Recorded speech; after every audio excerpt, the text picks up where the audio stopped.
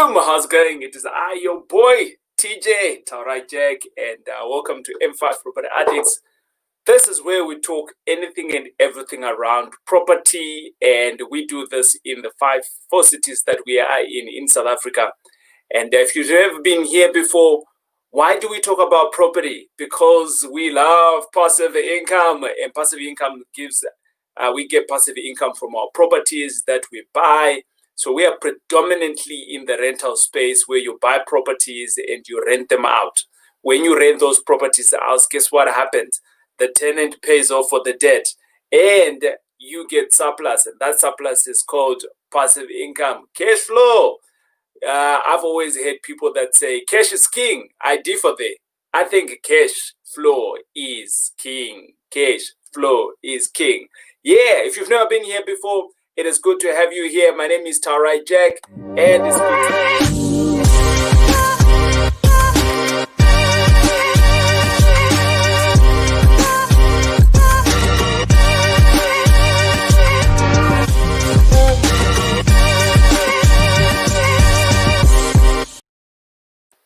Boom, boom! Welcome. Yeah, it is a Thursday. Welcome to Thursday Legacy, and yeah, I apologize for yesterday. We couldn't come out, and it was that uncle of ours called Eshkom. But I've got some plans worked around for me to work around Uncle Eshkom when it does happen. But yeah, it looks like Uncle Eshkom was here. But nonetheless, we are here today, and today we're talking about Thursday Legacy. If you have never been here before, it's your first time, welcome aboard. My name is TJ, Taurai Jack, and I run M5 Property Addicts. No title, like title don't mean nothing to me. We're in it to be making money, and yeah, them titles don't give us money. It is the work that gives us the money, right?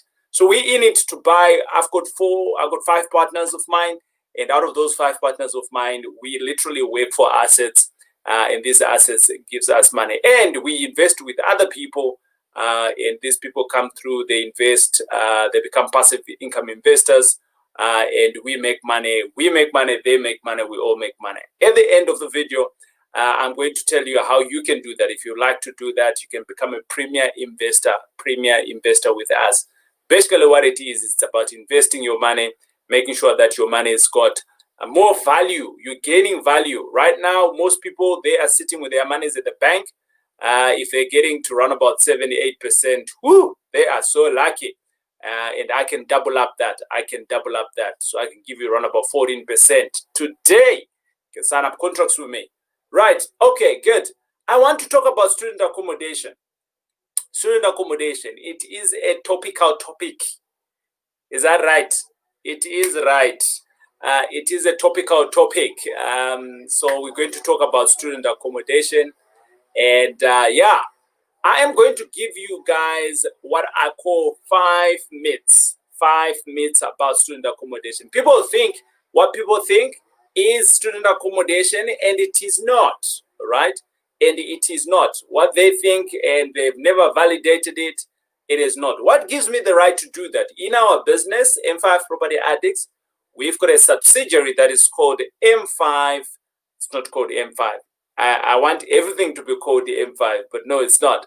So in our group, M5 Property Addicts, so M5 Property Addicts is a group of companies actually. And in there, we've got a company called My Student House, MSH, right? And My Student House, we predominantly do student accommodation. Retha is the founder of that business. She is, you all know Retha, my business partner. If you don't know, I've got a partner called Retha. She is one of the other 5 that I did mention earlier on. And out of that, she is out in the Cape, if some of you do know. And we started off there with student accommodation, and our first house, I think we had about 2025 or somewhere there. And right now we are managing around about 350 in the different properties that we've got in that company called My Student House. Now, she has put in a course together, and within that course, you can literally learn how to do student accommodation. I remember when we started, we were struggling with a couple of things, but we documented everything that we were doing. And out of that, obviously, we came up with a manual. We came up with tips and tricks for you to get knowledgeable. So don't jump into student accommodation if you have never attended that course before, or any other course actually for student accommodation, because I guarantee you, you are going to lose some money. And you are going to be saying, Uncle TJ, I should have listened to you. Well, I don't want you to be that person. I want you to be the person that is going to be making money in student accommodation. And who knows, I can invite you to M5 Successful Friends and we can talk about your journey. I like that. Right. So let's talk about the 5 myths. 5 myths of student accommodation. Right. The first myth is that students don't pay. Where do they get the money from? So students don't pay. It's the first myth that people think about. And it is a myth because we are running a business in my student house. And within my student house, we are running a successful business because students are paying, right? So how do students pay you? 2 ways in which the students can pay you. Number one, obviously, if a student is going through to a university, a technical, or whatever it is, either they have some form of a bursary, and that bursary will pay for their accommodation, right? Or they do have parents or guardians, and the parents or the guardians will pay you, right?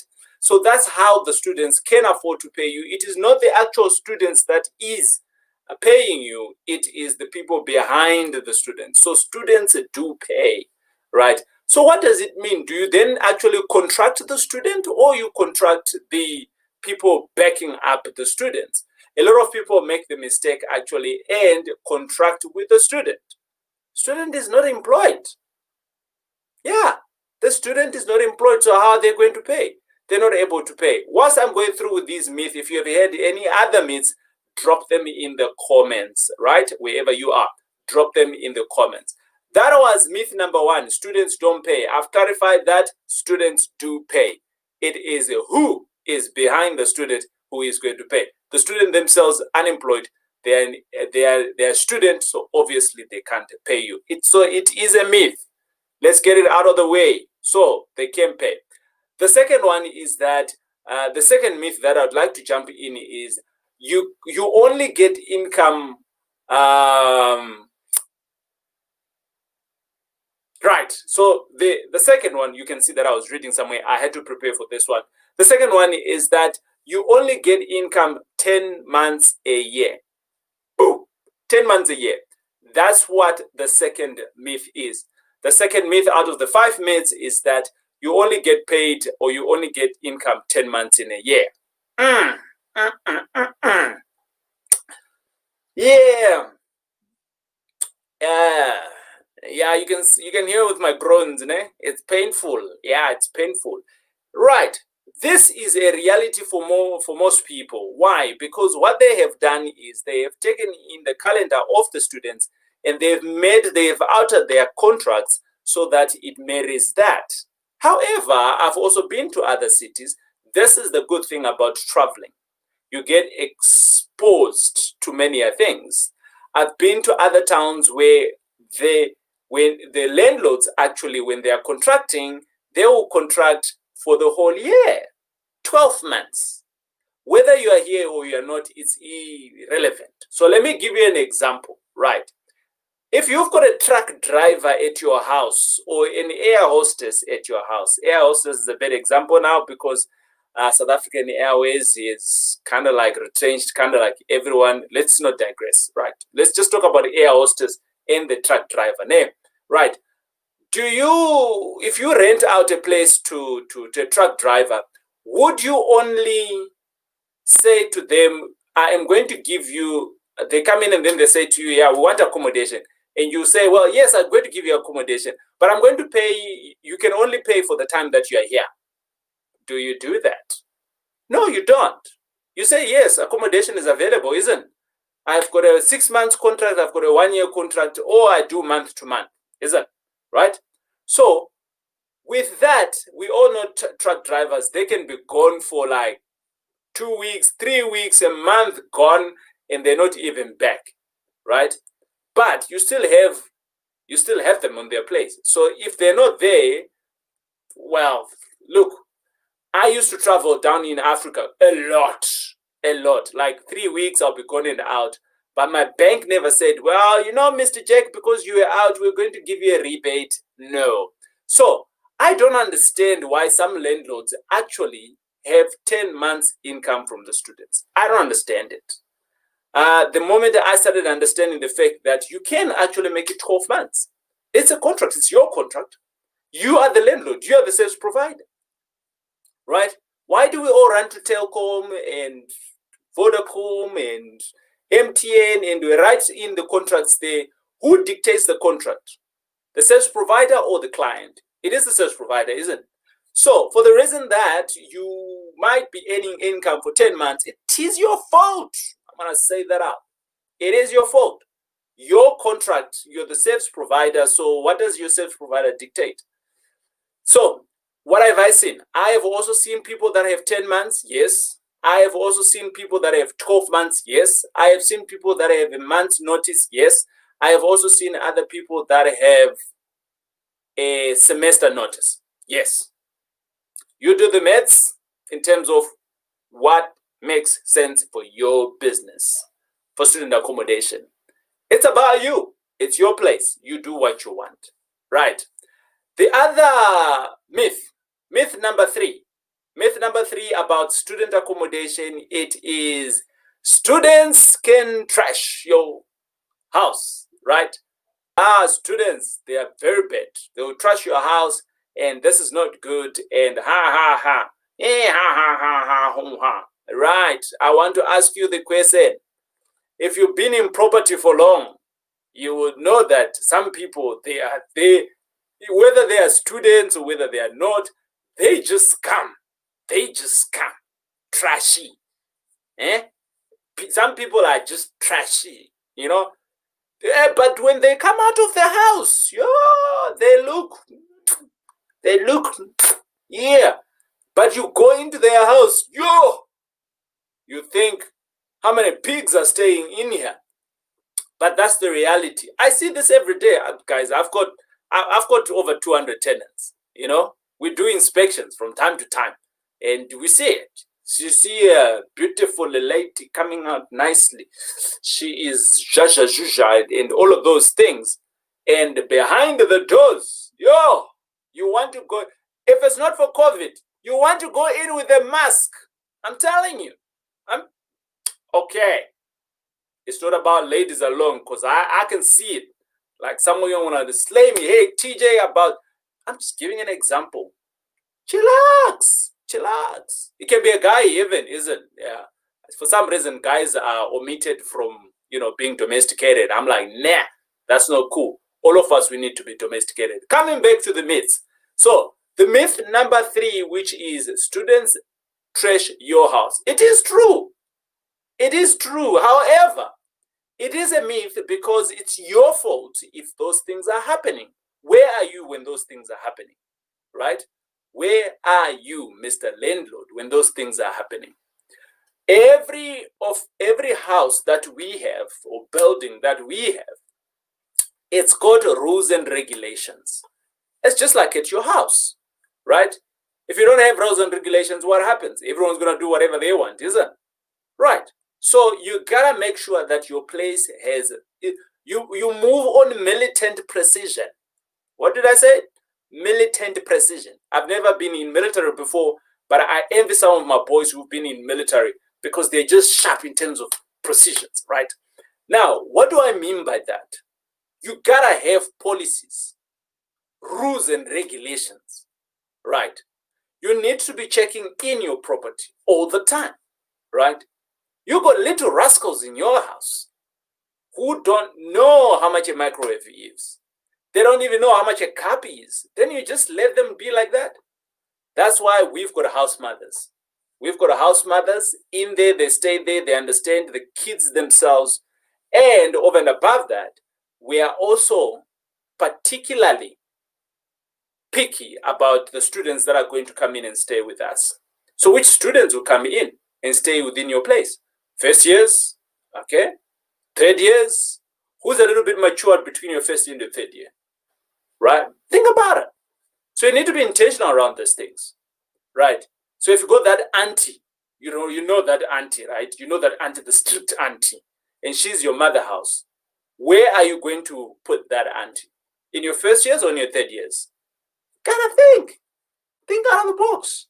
This is real life, right? This is real people that you got. Again, put your comments in the comments there. Tell me some of the myths that you have heard. We are on myth number 3. We are on myth number 3. Let me jump on to myth number 4. Right. Myth number 4 is that it is difficult to manage students' accommodation. Myth number 4, it is difficult to manage students' accommodation. Oh, hell yeah. Oh, hell yeah. If you don't know what you're doing, yes, it is true, right? If you don't know what you're doing, yes, it is true, right? Okay, let me give you an example here. If you don't know what you don't know, how can you manage it? It's a question. If you don't know what you don't know, how can you manage it? You can't, because you don't know, right? Now, which is why it is important that you need to be educated before you jump on into some of these things. Or if you're just thinking about it, right? Like, I want to have student accommodation. Oh, okay, fine. So go and learn. Expose yourself to the education that is there around there. Whether, educate yourself. It's important to get educated, guys. I don't know how to stress this out. It's very important.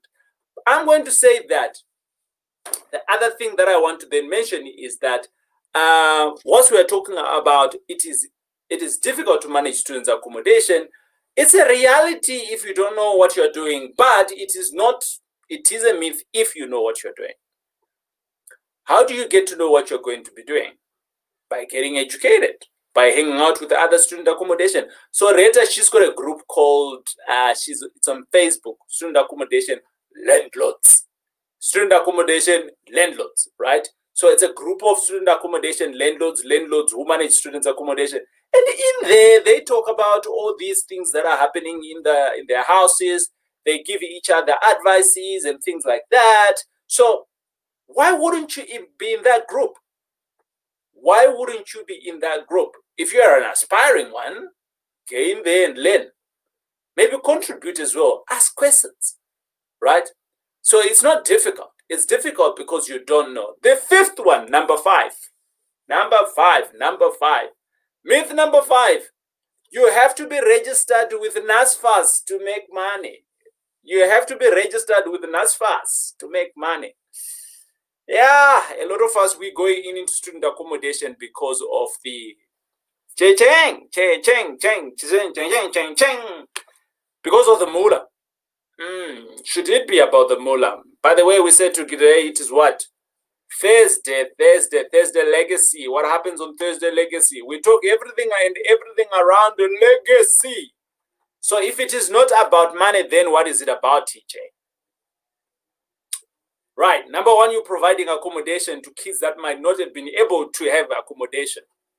Number 2, you're providing a home to kids that might not been able to have a conducive environment for them to learn, right?